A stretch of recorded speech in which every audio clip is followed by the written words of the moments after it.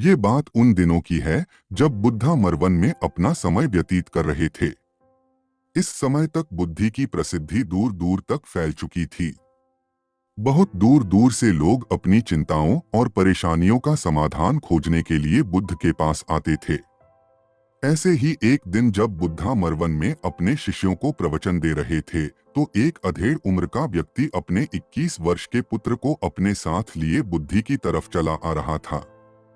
जब यह प्रवचन स्थल के पास पहुंच गए तो एक नजर उन पर डाली और इशारे से बैठने के लिए कहा। जब प्रवचन समाप्त हो गया और सभी लोग वहां से चले गए तो बुद्ध ने उस व्यक्ति को अपने पास बुलाया और बैठने के लिए कहा। वहां चारों तरफ हरियाली छाई हुई थी। मौसम बहुत सुहाना था और तरह तरह के पक्षियों की आवाजें गूंज रही थी। ऐसा नजारा देखकर उस व्यक्ति को अंदर से असीम शांति महसूस हो रही थी। इसके बाद बुद्ध ने उस व्यक्ति से आने का कारण पूछा तो इस पर व्यक्ति ने कहा, यह तथागत, मैं 2 दिन की लंबी यात्रा करके अपने पुत्र को आपसे मिलवाने लाया हूँ।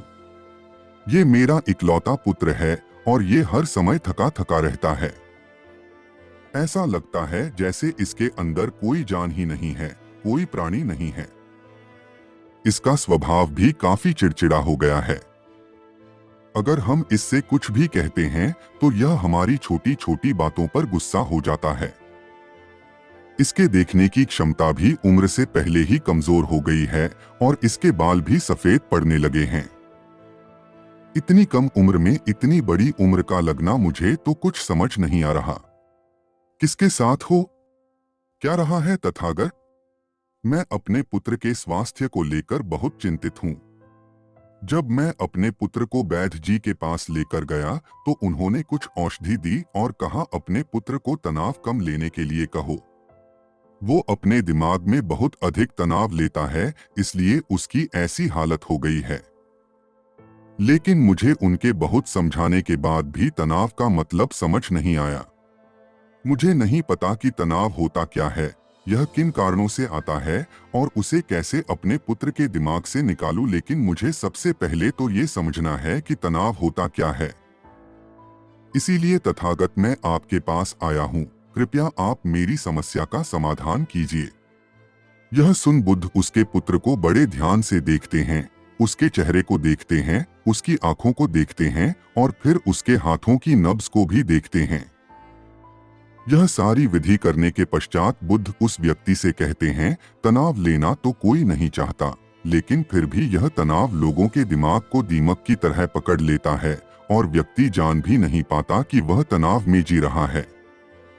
लेकिन अगर व्यक्ति तनाव के कारणों को अच्छे से समझ लेता है और तनाव के बारे में कोई ऐसा पैमाना बना लेता है जिससे वह जान सके कि वह कितने तनाव में है, तो वह इस समस्या का समाधान भी खोज सकता है। सबसे पहले तो तुम ये समझो कि तनाव होता क्या है। जब भी कोई व्यक्ति कोई काम कर रहा होता है लेकिन उसका मन कहीं दूर भटक रहा होता है, कल्पनाओं में होता है, तो उसके शरीर और मन के बीच एक दूरी पैदा हो जाती है।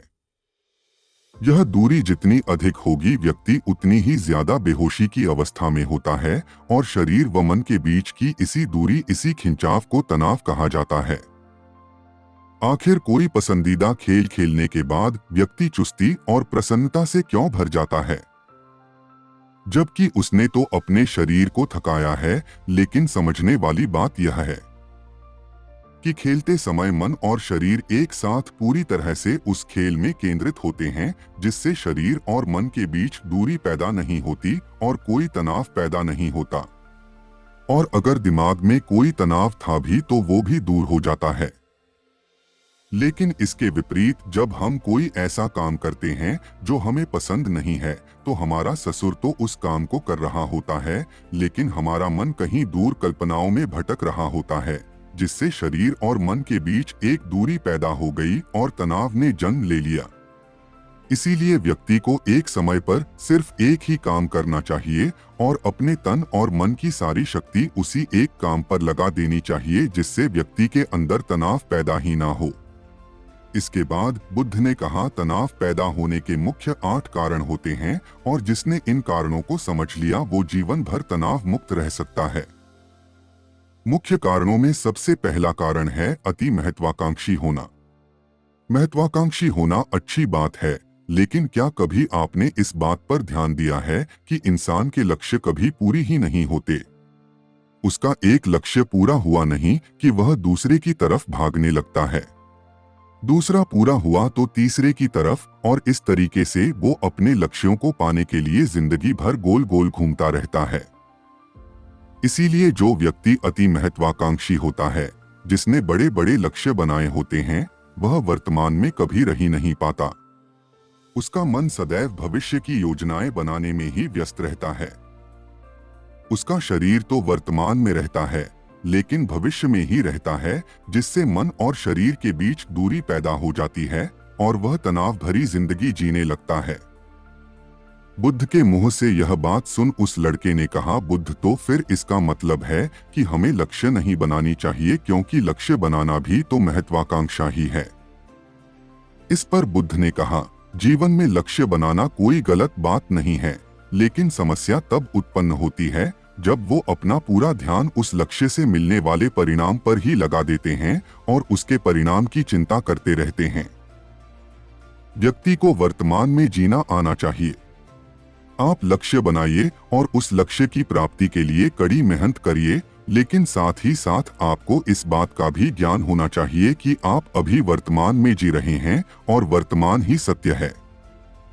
बुद्ध ने आगे कहा, तनाव का दूसरा सबसे बड़ा कारण है ईर्ष्या।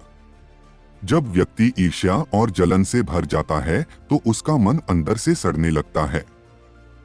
ईर्ष्या एक आंतरिक घाव है।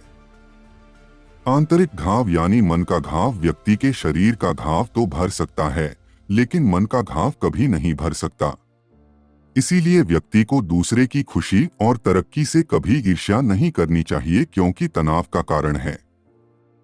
इसके बाद बुद्ध ने तनाव का अगला कारण बताते हुए कहा कि आरुषिपूर्ण काम करने से भी मन में तनाव पैदा होता है। जो काम करना हमें पसंद ही नहीं है, जिसका में हमारी रुचि ही नहीं है, उस काम में हमारा मन लग ही नहीं पाएगा। हमारा शरीर तो वही बैठा रहेगा, लेकिन हमारा मन कल्पनाओं की उड़ान भरेगा, जिससे शरीर और मन के बीच दूरी पैदा हो जाती है और व्यक्ति तनावग्रस्त हो जाता है। इसीलिए इंसान को हमेशा अपनी रुचि के अनुसार ही कार्य करनी चाहिए। अगर व्यक्ति ने ये पता कर लिया कि उसे कौन सा काम करना पसंद है और वो उसी काम को अपने जीवन का लक्ष्य बना लेता है, तो फिर वो काम उसके लिए काम नहीं बल्कि खेल बन जाता है।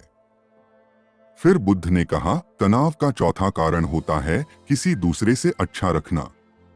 बुद्ध ने उस व्यक्ति की ओर इशारा करते हुए कहा, एक पिता होने के नाते तुम्हारी अपने पुत्र से बहुत सी अपेक्षाएं होंगी कि तुम्हारा पुत्र एक बहुत ही कामयाब इंसान बने, तुम्हारा नाम रोशन करे, जैसा तुम चाहते हो उस तरह का जीवन जिए, तुम्हारी हर बात मानी।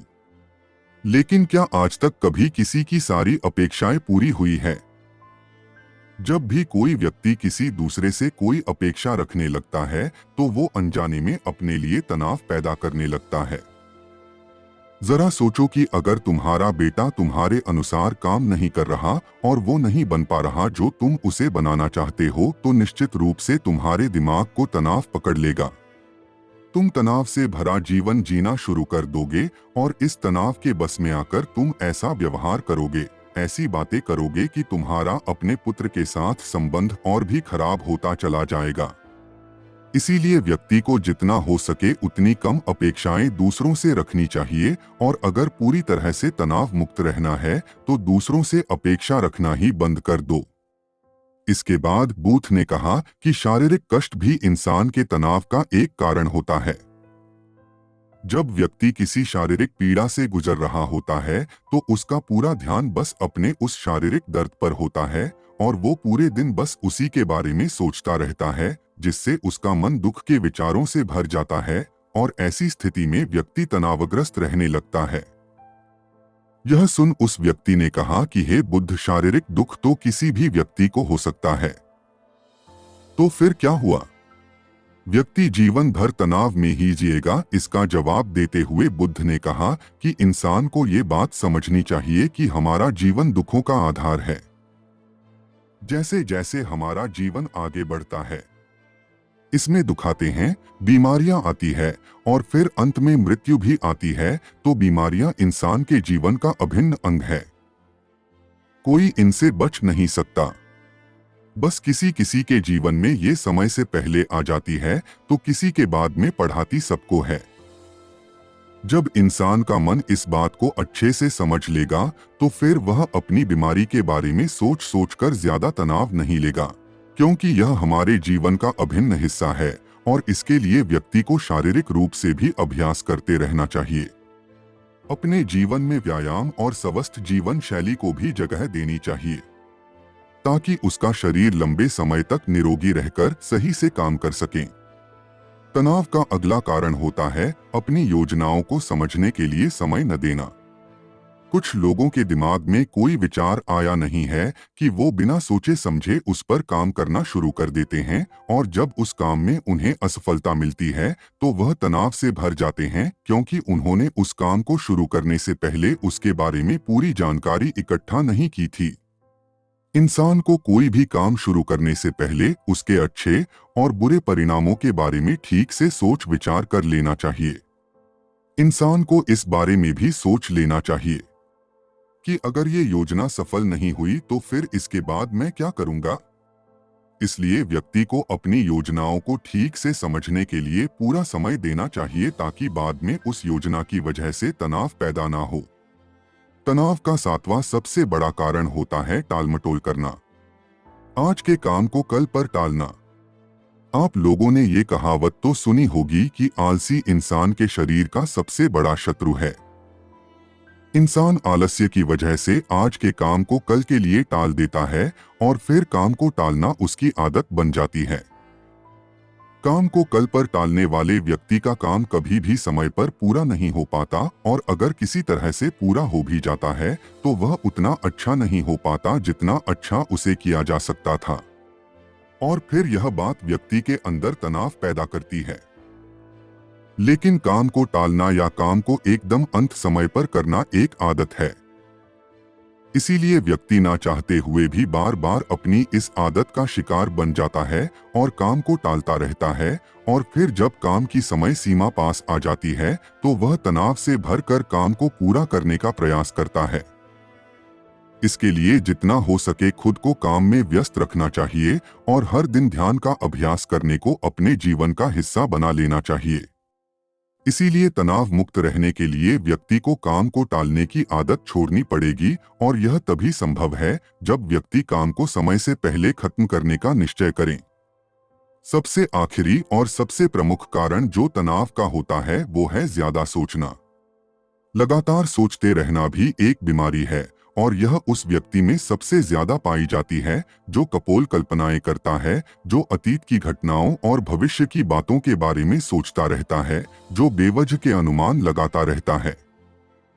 इसीलिए व्यक्ति को ज्यादा सोचने की आदत पर लगाम लगाना चाहिए। बुद्ध के मुंह से यह सारी बातें सुनकर उस व्यक्ति ने हाथ जोड़कर कहा, बुद्ध मेरा पुत्र तो अभी मात्र 20 वर्ष का ही है और इसमें अभी इतनी समझ भी नहीं है कि यह आपकी बताई सारी बातों का एक साथ पालन कर सकें। आप कृपया करके तनाव मुक्त रहने का कोई आसान सा तरीका बता दें, जिससे मेरा बेटा उसका अनुसरण भी कर सके और तनाव मुक्त भी रह सके। उस व्यक्ति की यह प्रार्थना सुन बुद्धि ने कुछ सोचते हुए जवाब दिया, अगर तुम इतनी सारी बातों का पालन नहीं कर सकते तो इसके लिए एक बहुत ही आसान विधि है। तुम एक बार में एक काम को करने पर ध्यान लगाओ भी काम कर रहे हो, उस समय पर सिर्फ उसी काम को करो, सिर्फ उस पर ही अपना पूरा ध्यान लगाओ, और अगर तुम्हारा मन इधर उधर भटक जाता है तो जैसे ही तुम्हें याद आए उसे वापस फिर उसी काम में लगा दो। ये सबसे आसान और अच्छा तरीका है तनाव मुक्त रहने का। जब तुम भोजन करो तो उस समय सिर्फ भोजन ही करो, उसके पूरे स्वाद का आनंद लो, उसी अनुभव करो। जब चलो तो अपना पूरा ध्यान सिर्फ चलने लगा दो। इससे तुम्हारा मन और तुम्हारा शरीर दोनों एक जगह पर केंद्रित रहेंगे। दोनों के बीच दूरी पैदा नहीं होगी, जो कि तनाव का मुख्य कारण होती है। दोस्तों, आज की युवा पीढ़ी एक ही समय पर 2-2, 3-3 काम करने के आदी हो चुकी है, जैसे फोन पर बात करते हुए गाड़ी चलाना, खाना खाते हुए टीवी देखना। ये फोन चलाना और फिर इनकी शिकायत रहती है कि मैं तनाव में जी रहा हूं, मेरा मन शांत रहता है, मैं चिड़चिड़ा सा हो गया हूं। जब कोई व्यक्ति एक ही समय पर तीन काम करेगा तो तनाव पैदा होना तो स्वाभाविक है, क्योंकि दिमाग तो एक समय पर पूरा ध्यान लगाकर सिर्फ एक ही काम कर सकता है। पूर्ण रूप से एक ही समय पर दो कामों पर ध्यान कभी नहीं लग सकता। इसीलिए जहां तक संभव हो सके एक समय पर सिर्फ एक ही काम करने का प्रयास करें, वो भी पूरे ध्यान के साथ। तो आशा करता हूं कि आपको इस वीडियो से कुछ अच्छा सीखने को मिला होगा। अगर आपको मेरा यह छोटा सा वीडियो पसंद आया हो तो वीडियो को लाइक करके चैनल को सब्सक्राइब कर लीजिए, जिससे कि मैं आगे कोई भी वीडियो डालूं तो वह सबसे पहले आप तक पहुंचे। तो चलिए दोस्तों, मिलता हूं किसी नेक्स्ट वीडियो में किसी नई जानकारी के साथ। तब तक के लिए आप अपना ख्याल रखिएगा। धन्यवाद।